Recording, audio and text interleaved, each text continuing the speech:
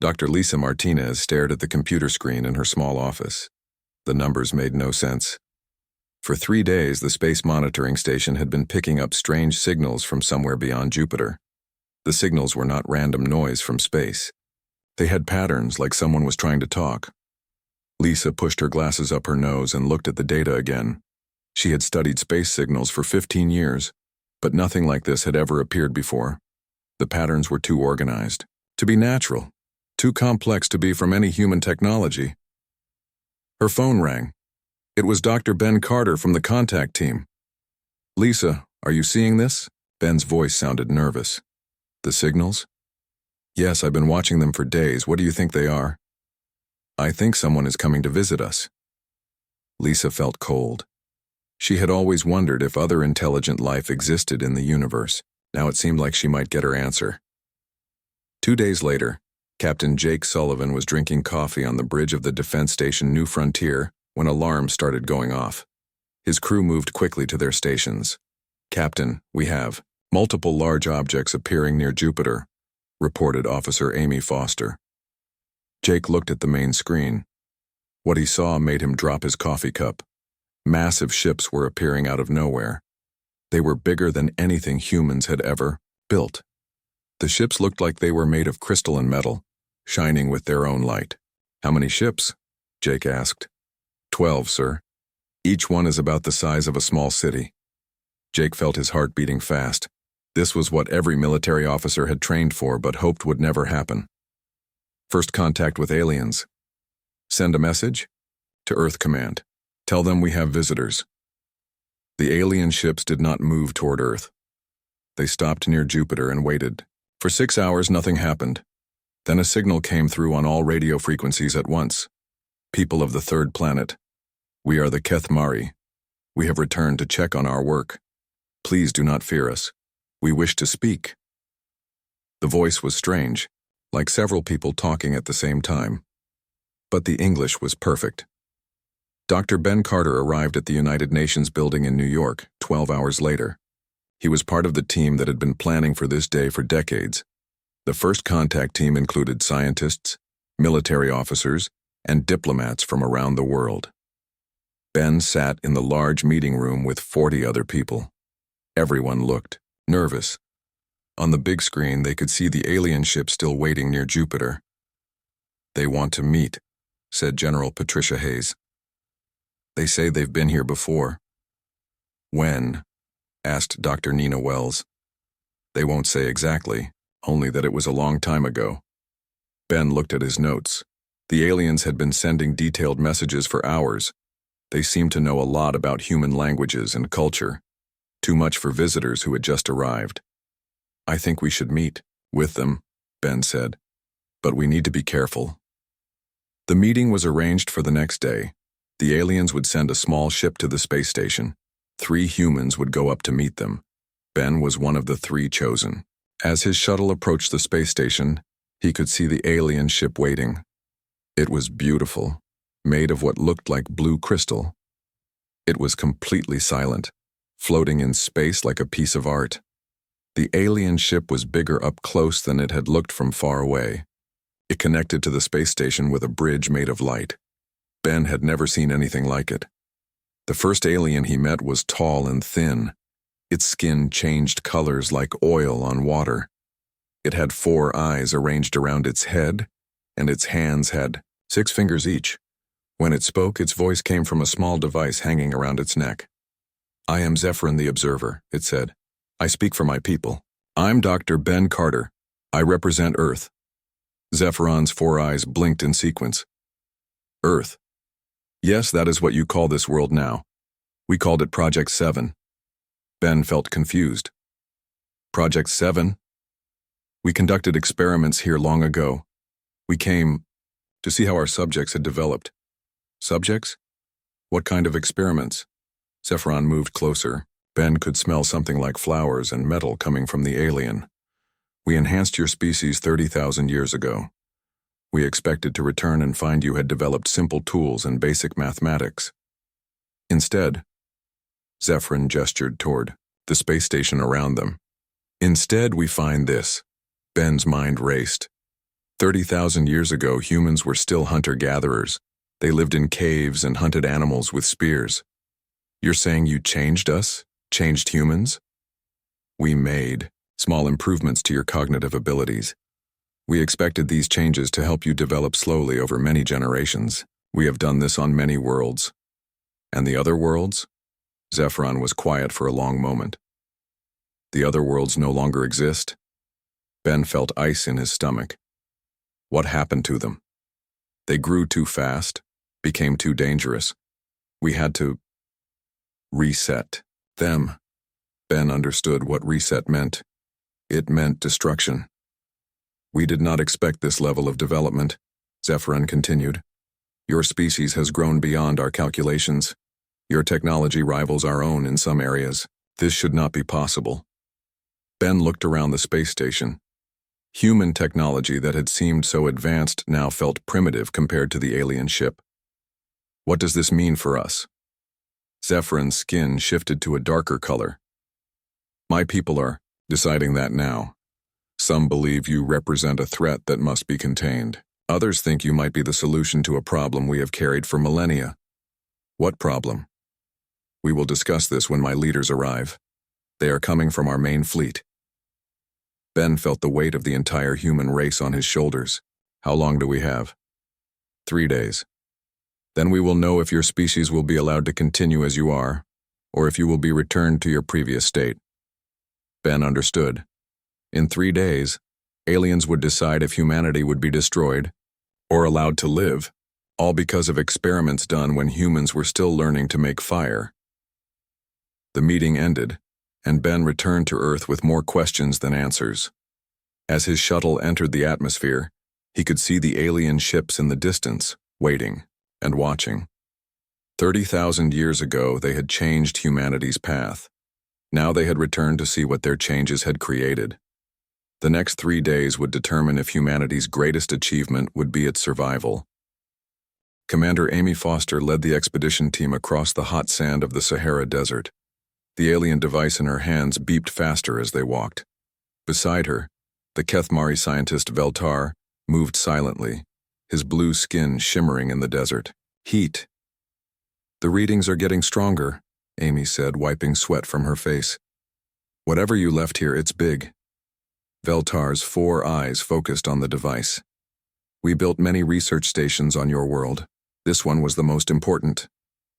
Behind them, Dr. Nina Wells struggled with her heavy equipment. She was a scientist who studied how the brain worked.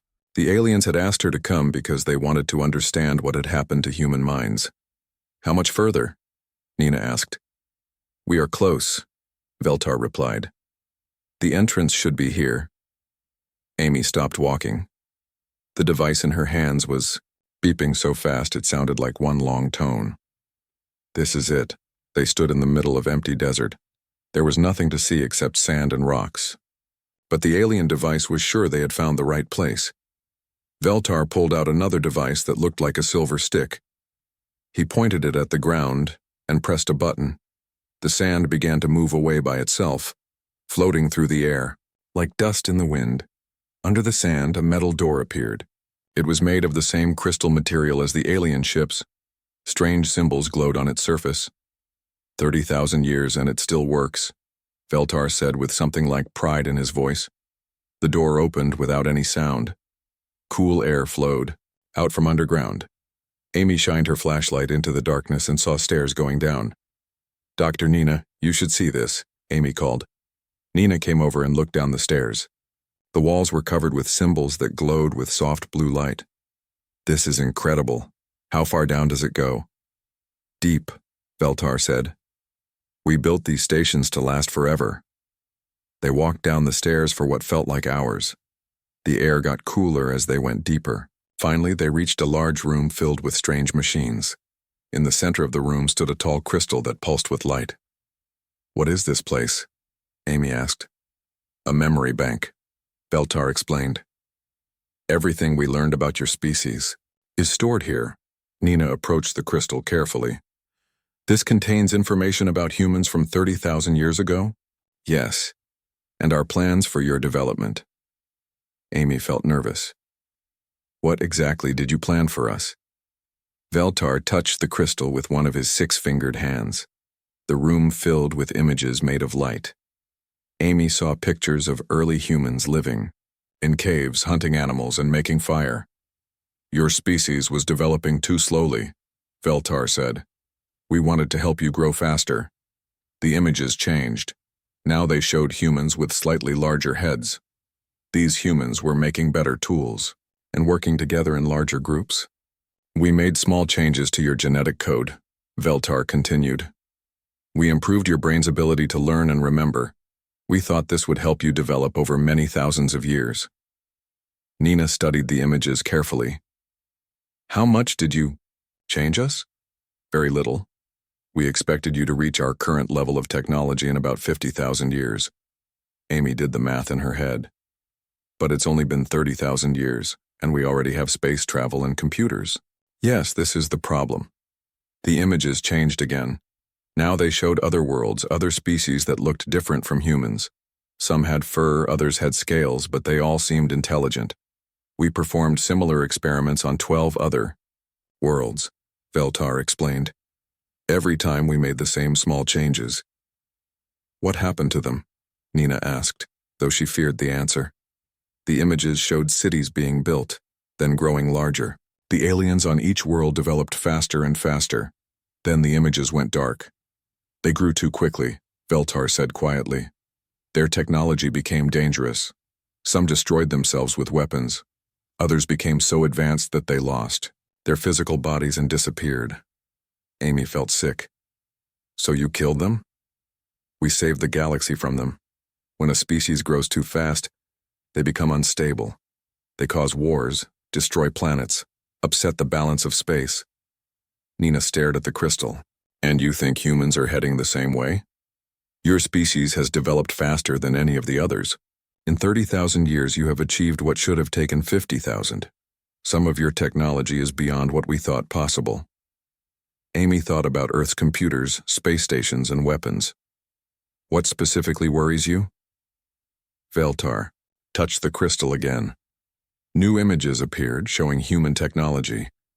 Amy saw pictures of the internet, artificial intelligence, and quantum computers. You have created a form of shared consciousness, Veltar said. Your internet connects human minds across your entire world. This is the same technology that destroyed the Kethmari homeworld. Nina stepped closer to the images. Your homeworld was destroyed. We are not the original Kethmari. We are the survivors of our own enhancement experiments. Long ago we were like you, individual beings with separate minds.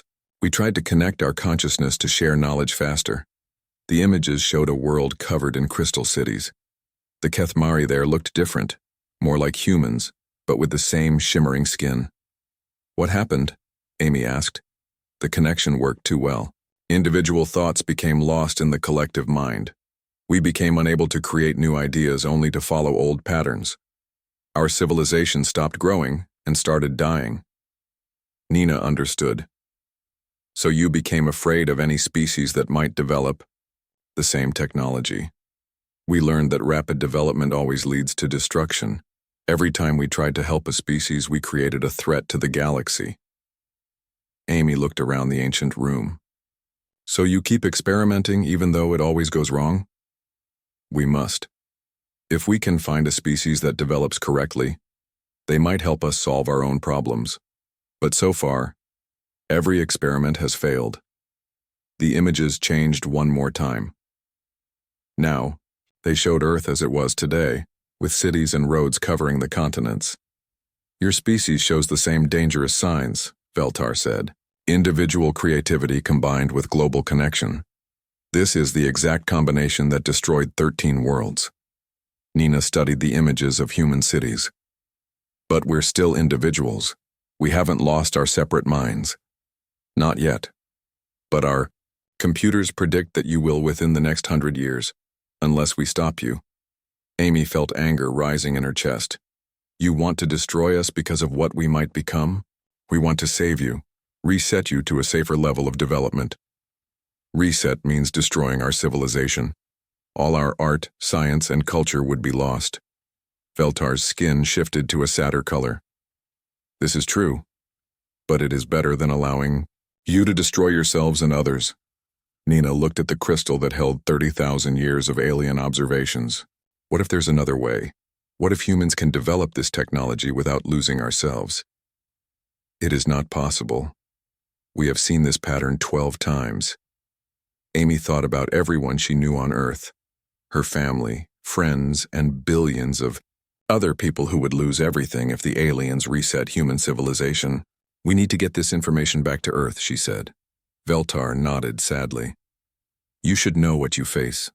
My people will decide soon whether to reset your world or try to find another solution. As they climbed back up the long stairs, Amy wondered if humanity's greatest discovery would be learning about their past, or if it would be their last discovery before everything ended. The sun was setting when they reached the surface. In the distance, Amy could see the alien ships shining, like stars in the darkening sky. Dr. Kevin Price sat in the underground laboratory with the Kethmari historian Morden. They had been working together for 2 days, trying to translate the ancient records. Kevin's eyes hurt from staring at the glowing symbols, but what he was learning made him forget about his pain. This section talks about the Great Escape, Morden said, pointing to a cluster of symbols. My people do not like to remember this time. Kevin typed the translation into his computer. It says here that the Kethmari fled from something called the Consciousness Storm.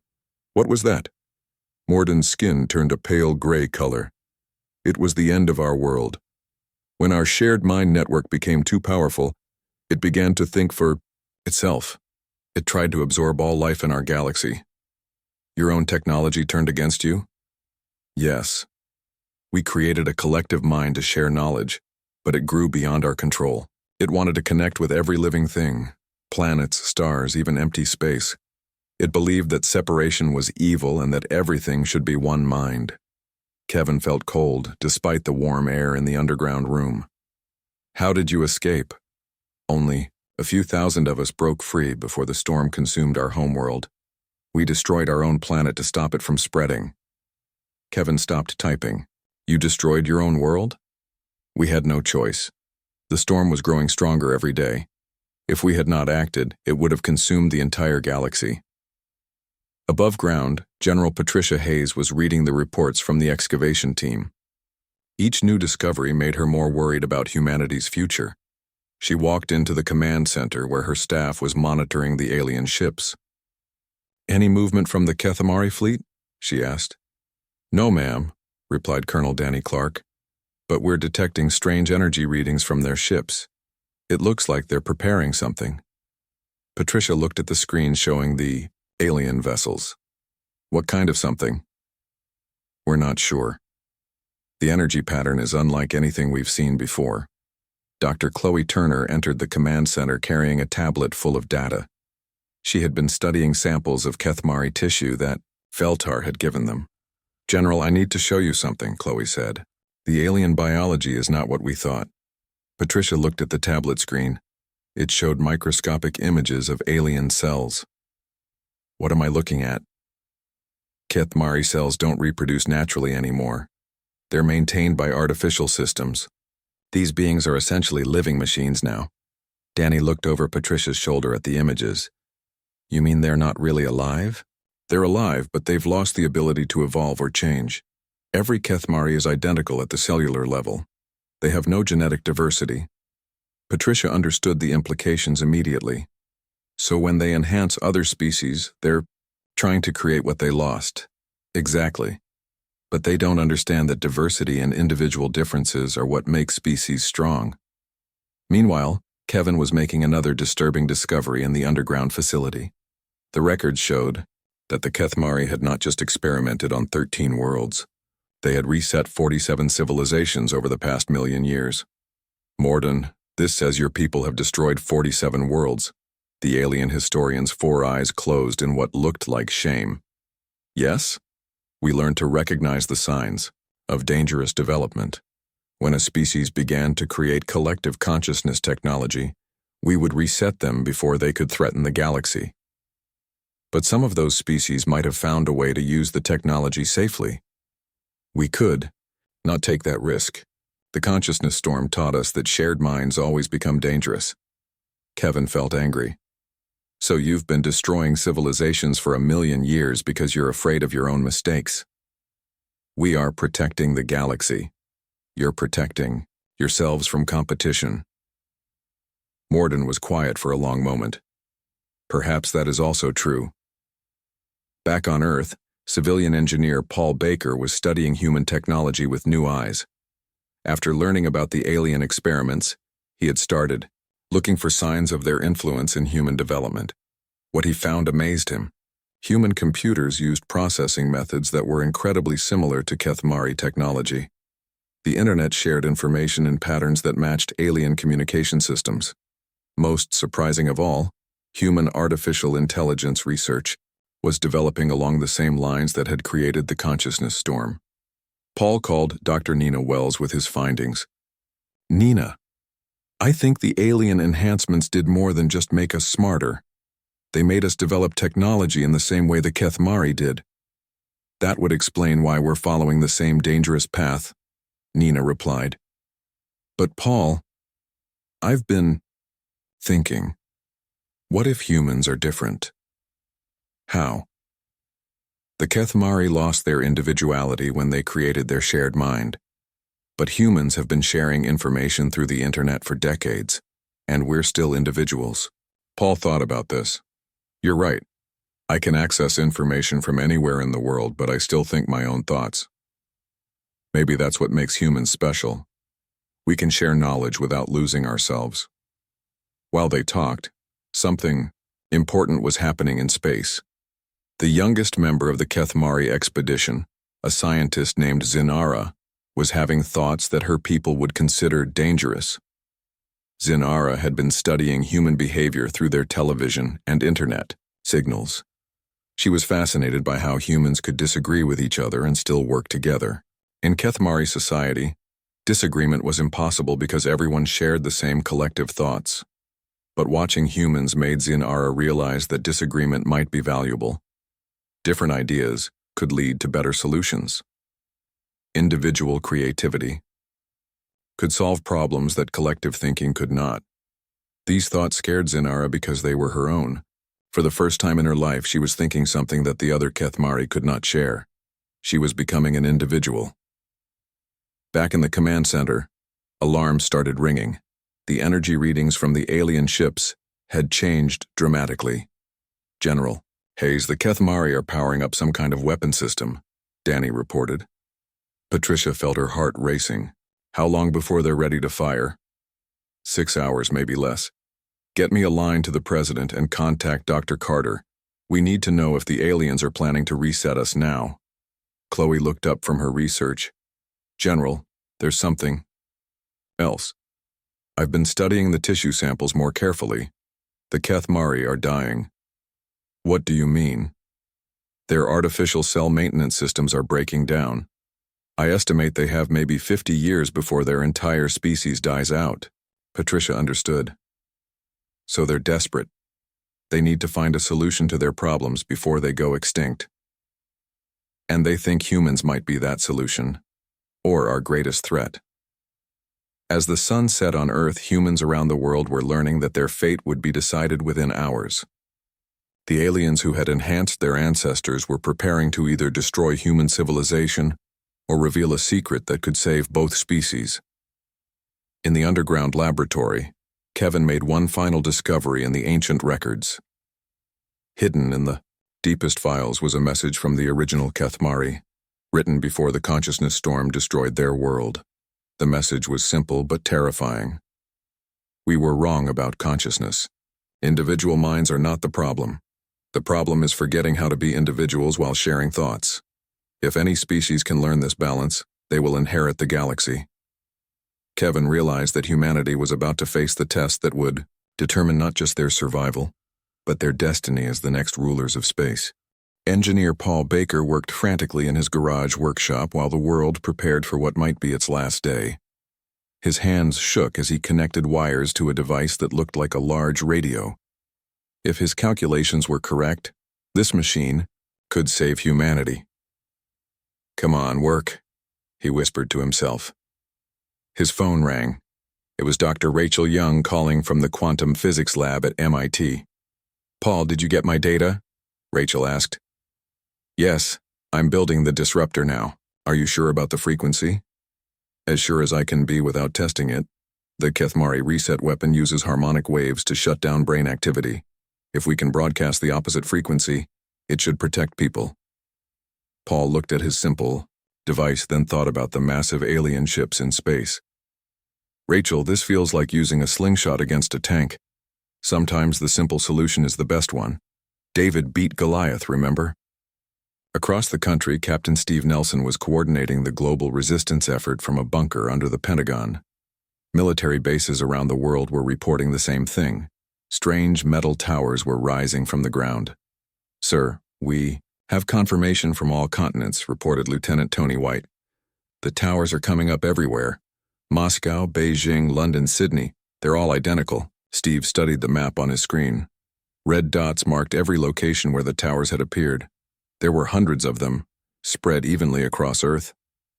"The aliens must have buried these things 30,000 years ago," Steve said. "They've been planning this reset for a long time." Dr. Michelle Davis entered the bunker carrying a laptop. She had been working with computer programmers around the world to understand how the alien towers might affect human technology. "Steve, we've figured out how the reset works," Michelle said. "The towers don't just affect brains. They shut down all electronic systems too.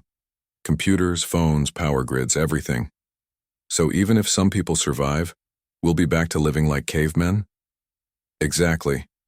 No technology, no stored knowledge, no way to remember what we've learned." Steve felt sick.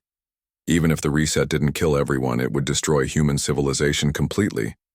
Meanwhile, in space, the young Kethmari scientist Zin Ara was experiencing something her people had forgotten how to do. She was making a choice.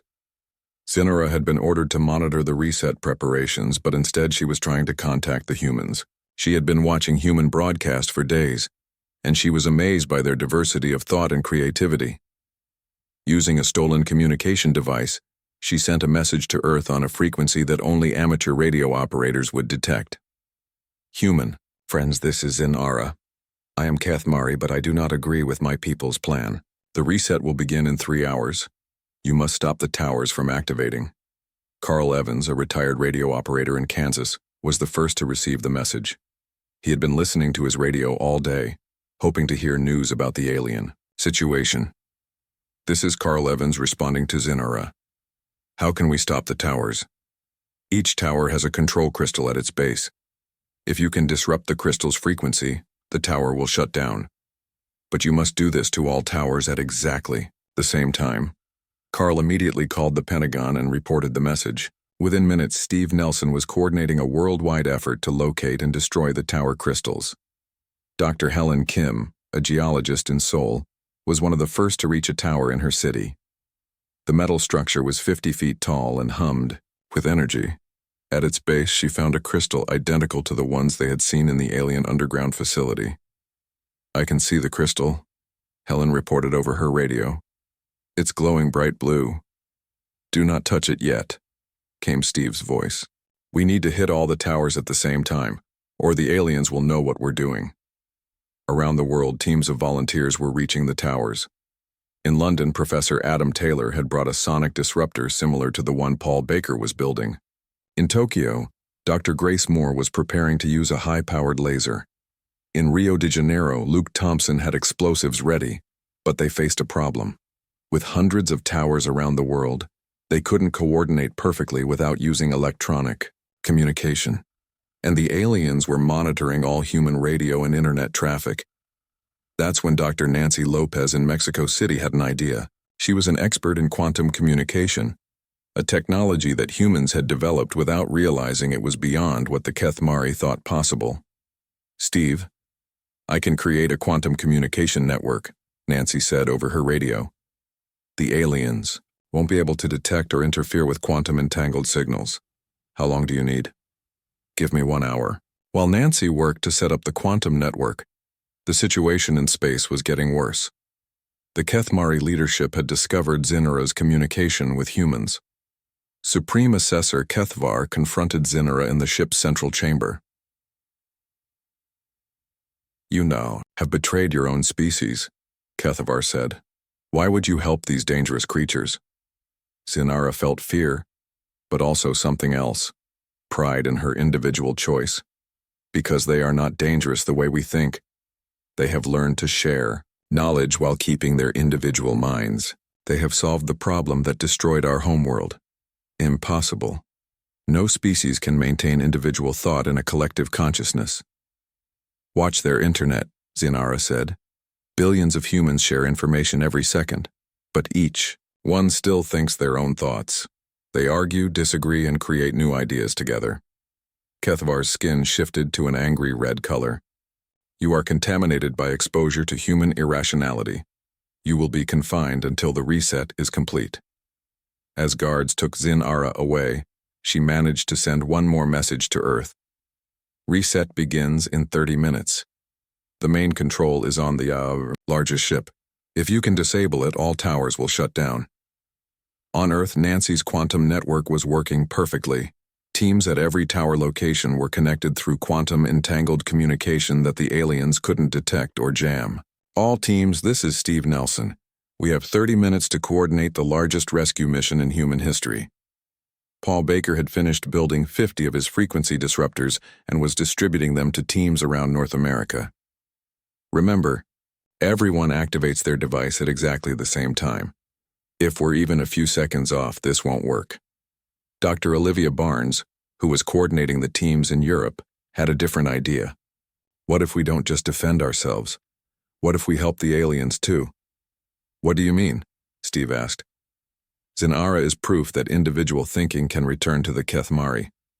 If we can show them that collective consciousness doesn't have to mean losing individuality, maybe they'll stop trying to reset civilizations." Rachel Young was making final adjustments to her quantum disruptor when she realized something important. "Everyone, I just figured out why the human internet doesn't create a consciousness storm like the alien technology did." "Why?" several voices asked at once. "Because we built it wrong. Our internet is chaotic and inefficient compared to alien technology. But that chaos is what saves us. Perfect efficiency creates perfect control. Imperfect systems leave room for individual choice." As the countdown reached 5 minutes, Steve gave the final order. "All teams prepare to activate on my mark. Remember, we're not just saving ourselves today. We're proving that intelligence and individuality can coexist." Around the world, humans stood ready at the alien towers. In space, the Kethmari fleet powered up their reset weapon. And somewhere between Earth and the stars, the future of two species hung in the balance. "This is it," Steve said. 3, 2, 1, activate. The battle for humanity's future had begun. The moment Paul Baker activated his frequency disruptor, he felt something strange happen in his mind. Instead of blocking the alien signal, his device seemed to amplify something that was already there. Around the world, humans working with similar devices reported the same feeling. Dr. Adam Taylor was standing next to a tower in London when the activation began. As his quantum disruptor came online, he suddenly felt connected to every other human working on the mission. But unlike the alien collective consciousness that Morden had described, Adam could still think his own thoughts. "I can feel everyone," Adam said into his radio. "But I'm still me." From Mexico City, Dr. Nancy Lopez confirmed what Adam was experiencing. "The quantum network isn't just connecting our communication devices. It's connecting our minds, but in a completely different way than alien technology." Steve Nelson, coordinating from the Pentagon bunker, felt the connection too. He could sense the determination of every person standing by a tower, but he could also feel their individual personalities, fears, and hopes. "This is incredible," Steve said. "We're sharing thoughts without losing ourselves." In space, Supreme Assessor Kethvar watched in confusion as the reset signal activated but failed to shut down human minds. Instead, something unexpected was happening. The human brain patterns were changing, but not in the way the reset was designed to cause. The humans are not becoming primitive. reported a Kethmari technician. Their neural activity is increasing. Kethvar studied the readings from Earth. This is impossible. The reset frequency should eliminate all higher brain functions. But instead of destroying human consciousness, the reset signal was interacting with the quantum network that Nancy had created. The combination was doing something that neither humans nor aliens had expected. Dr. Rachel Young, working at her lab in Boston, was the first to understand what was happening. The alien reset frequency is designed to break individual consciousness, but our quantum network is protecting our individuality while allowing us to share thoughts. Through the growing mental connection, Rachel could feel Paul Baker's engineering knowledge, Adam Taylor's historical understanding, and Nancy Lopez's quantum physics expertise. But she was still Rachel, with her own thoughts and personality. On the largest Kethmari ship, Zinara felt something she had never experienced before. The human quantum field was reaching into space, and for the first time in her life, she was thinking completely individual thoughts. "I am Zinara," she said aloud, amazed by the sound of her own unique voice. "I am not part of the collective. I am myself." Other young Kethmari throughout the fleet began experiencing the same awakening. The human quantum field was teaching them how to be individuals while remaining connected to others. Kethvar felt panic as reports came in from across the fleet. "Sir, our younger crew members are exhibiting individual thought patterns. They are breaking away from the collective." "This is exactly what we feared," Kethvar replied. "The humans are spreading their dangerous consciousness." But Zinara, now, free to think for herself, approached Kethvar with a new understanding. "This is not dangerous, this is what we lost. The humans have found the balance we could never achieve. You are contaminated by their influence. No, I am free from our limitations." On Earth, the quantum connection was growing stronger every minute. Humans around the world were joining the network voluntarily, drawn by the amazing feeling of sharing knowledge while keeping their individuality. Dr. Michelle Davis in Washington felt herself connect to a farmer in Kenya who was sharing his knowledge of sustainable agriculture. A teacher in Japan was learning new education methods from a professor in Brazil. An artist in France was inspiring a scientist in Australia. This is what the aliens feared, Michelle realized. But it's also what they've been searching for. A way to share consciousness without losing the self. Luke Thompson, standing by a tower in Sydney, had another realization: the alien enhancement to our brains 30,000 years ago.